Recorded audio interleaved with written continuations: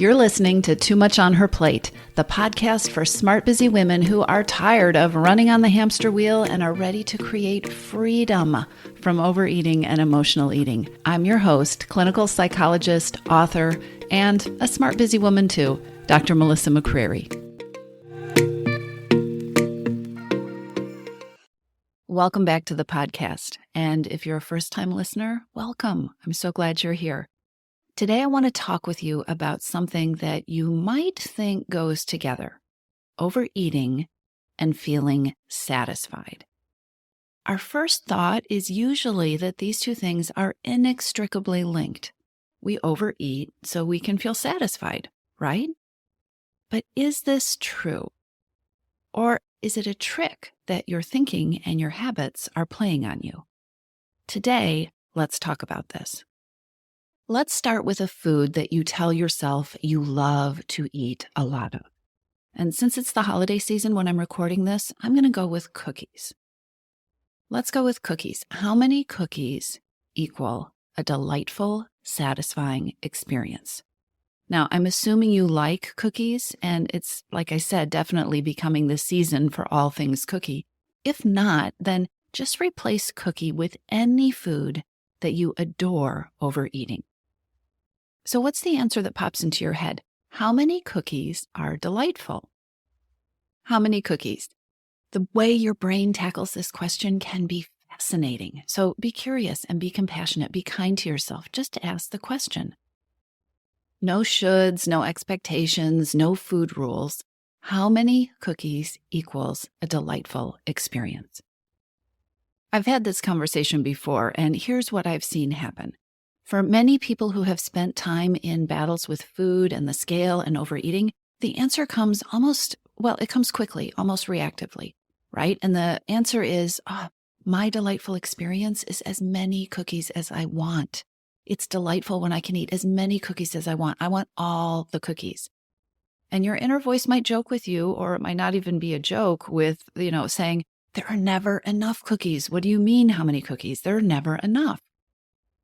If this is you, I want you to take a deep breath. Take another deep breath, and then I want you to imagine yourself taking a couple steps back from the question to get a little bit more perspective. How many cookies equal a delightful experience? And your brain says, I want all the cookies. There are never enough cookies. In that moment, that might be true. And telling yourself this, that you can truly have however much you want, might feel truly delightful and delectable and like the most satisfying experience in a very specific kind of way. But let's be clear, when you answer the question in that way, you are talking about what feels delightful in that moment. So let's take things further. How many cookies provide true satisfaction? And remember, you can use cookies or ice cream or potato chips or whatever you want, right? Whatever food is delightful. How many of them provide true satisfaction? If you want that answer, if you want to truly feel satisfied, it is important to look deep into the moment and past the moment. Looking deep into the moment means looking at what you really, truly experience when you eat the cookies. What is your usual experience? Do you create an environment for satisfaction? Do you set yourself up to have a delightful experience that has the potential to leave you feeling satisfied and like you got the enjoyment that you wanted? Or is eating all the cookies and that feeling of never having enough cookies, or that freedom is getting to eat as many cookies as you want, is that really the start of a path that is more about numbing or doing something rebelliously while also feeling guilty? Is it a delightful experience? When you look deep into that moment, are you creating true satisfaction? This is important to look at. And when you are answering questions, when you are trying to create an experience of real satisfaction, it is also important to look past that moment. I know a lot of people who fall in the there are never enough cookies camp, who also say that an hour after eating all the cookies, they don't feel satisfied. They feel kind of sick or physically uncomfortable, and maybe they feel guilty or frustrated with themselves. Satisfaction isn't an impulse. You can write that one down. Satisfaction isn't an impulse. Satisfaction takes into account how we feel emotionally and physically.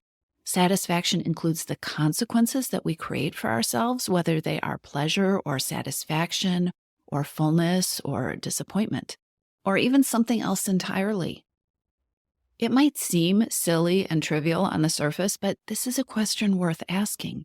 What does satisfaction look like for you when you eat a cookie or whatever that holiday treat or that favorite food happens to be? What does satisfaction look like for you when you eat that cookie? Now, I had this exact conversation with a client who loves to enjoy her holiday baking. Holiday baking is a whole thing for her. She loves to bake and she loves to share and also to enjoy and eat her own baking. And we were having this conversation because that is not something she's interested in giving up. Peace with food and freedom from overeating do not mean that she stops being a baker. It is a joy in her life. And enjoying the things that she creates, the baked goods, that's also something that she wants to keep a part of her life and her relationship with food. So we had this conversation. What is satisfaction? What does it look like for you with your baked goods? And it took some time, right? We have the reactive thought, oh, there's just not enough of this stuff in the world. I just love it. I want to eat all the things. I enjoy the holidays so much because there are all the things, and I give myself the freedom to have it all. So again, taking a deep breath and taking a couple steps back from that and really thinking about satisfaction was important here. And here's what she came up with. For her, satisfaction includes anticipating the treat, so the time before she has the treat, then savoring the taste, and then feeling a pleasant satiation, right? Feeling pleasantly full, but not uncomfortable afterward. So when she pictured her perfect, ideal experience of satisfaction, it was anticipating it, enjoying and savoring it while she ate it, and then feeling pleasantly full, also comfortable in her body when she was done. And we kept talking about it because why wouldn't you? It's so interesting how little we talk about satisfaction, especially within diet mentality, right? In diet mentality, there are all these shoulds. You should feel full. This should be a portion. This should be enough. You shouldn't be hungry now. In diet mentality, you're not really taught, you're not taught at all to think about, what do I want? What am I hungry for? How can I really enjoy this food? So we kept going with satisfaction.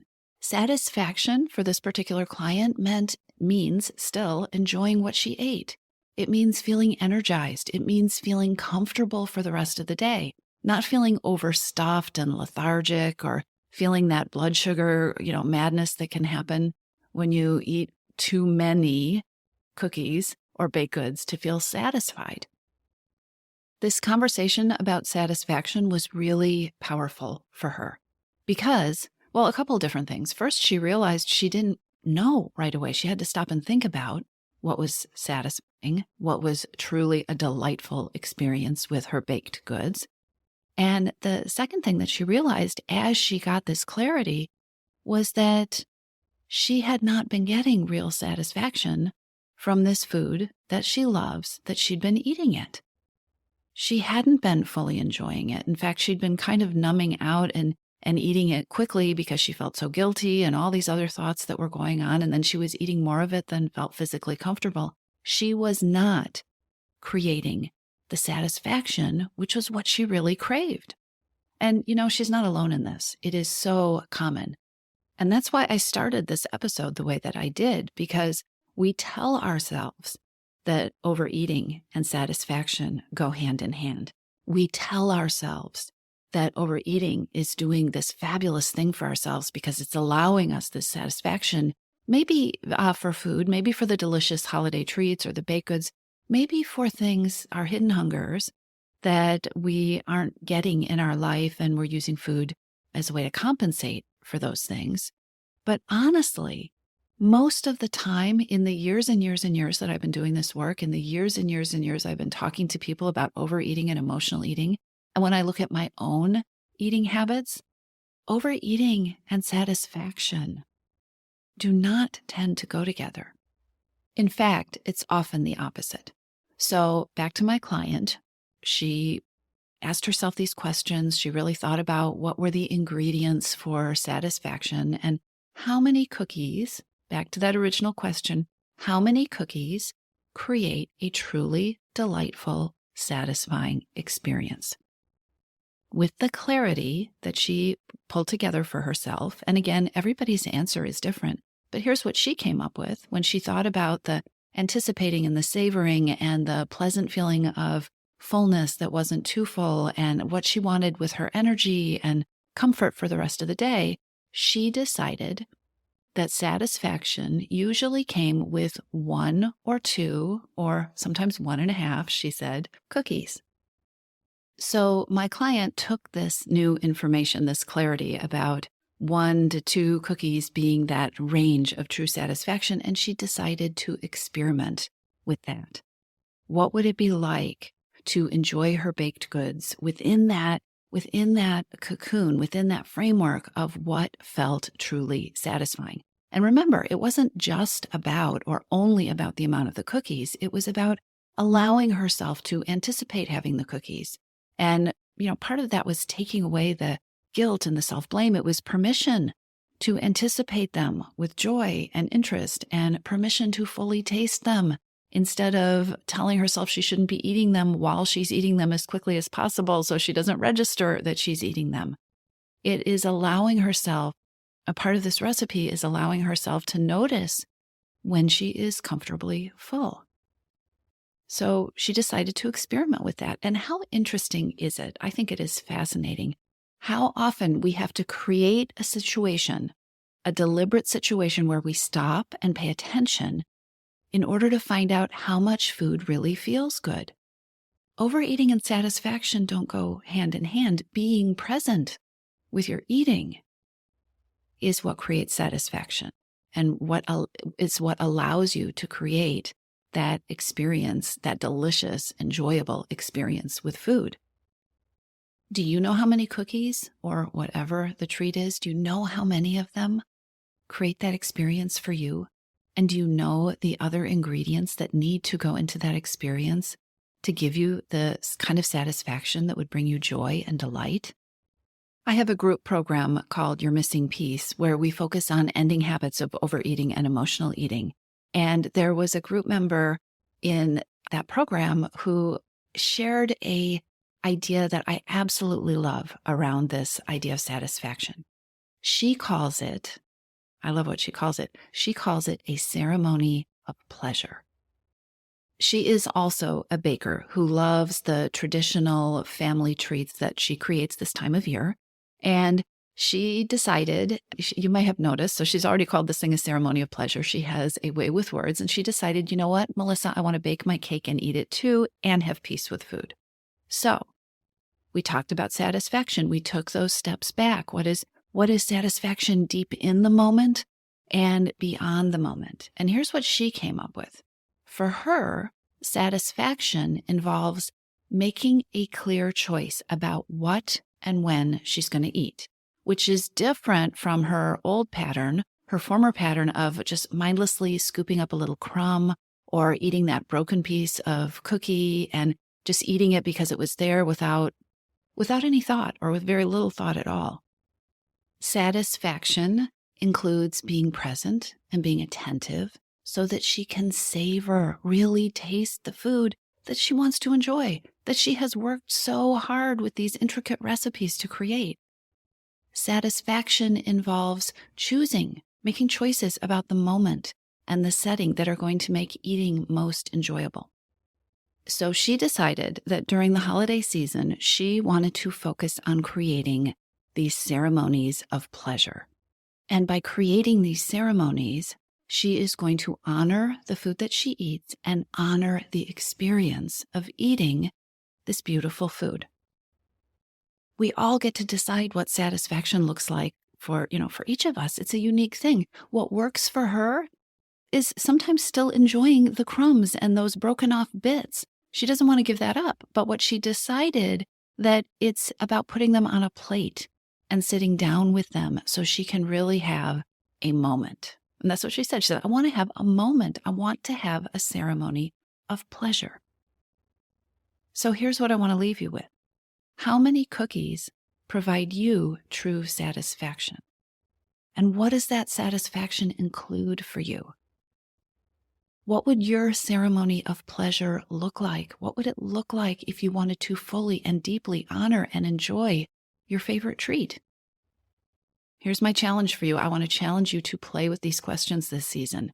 Play with these questions. Play with creating more satisfaction, more joy in eating in your life, and see what happens. I'll talk to you soon. If you're ready to lose your overeating and emotional eating habits, and you are ready to step into a relationship with food that fits you, one that doesn't rely on willpower and deprivation, then now is the time to join your missing piece. Enrollment is open, and this is the perfect time to join me. Go to toomuchonherplate.com/freedom, or just click on the link in the show notes. Your Missing Piece is the program where I show you step-by-step how to create freedom from overeating with a unique combination of psychologist-designed, personalized work with me, coaching, and smart strategy. You'll learn how to reclaim your power, ditch the diets, and create results that are built to last. Check it all out at toomuchonherplate.com/freedom, and I'll see you inside.